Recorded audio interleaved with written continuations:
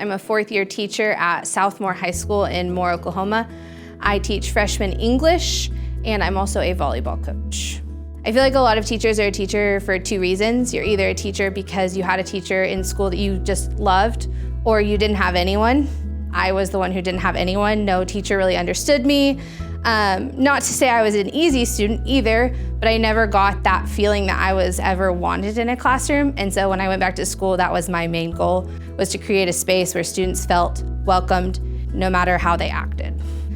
Building relationships with students is the #1 priority. I like to go to all their sporting events. I know what positions my football players play on the field. I know who's involved in what after-school activities, who's in the band, who's in the choir. I base whatever I teach off them. I want them to tell me what they like and what they don't like. At the beginning of the year, we always start out with like, how would you rather work? Would you rather work in groups, whole groups, partners? I want them to know that I'm listening to them, that I value their feedback, and that when they don't understand something that they can tell me, and I won't say, why weren't you listening? Why weren't you paying attention? But instead go back and reteach those things, or have them in my room after school to figure out what I can do to better help them.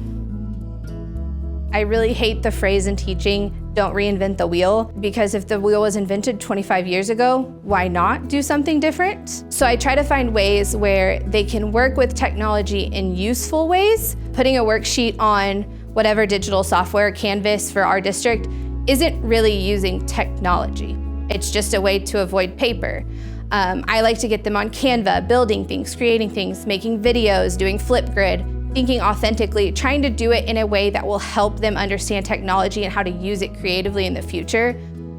My teaching philosophy is just to let kids have fun. I will decorate my room a lot. I decorate for all of the holidays. When students are actively engaged and participating in things, they are much more likely to remember it, to engage, to interact with their peers. All of the things that we try to enforce in everyday lessons, they will naturally do if they are having a good time in the classroom. At the end of the day, nothing else matters but how they are in my classroom and how I can get them to success, whatever success looks like for them.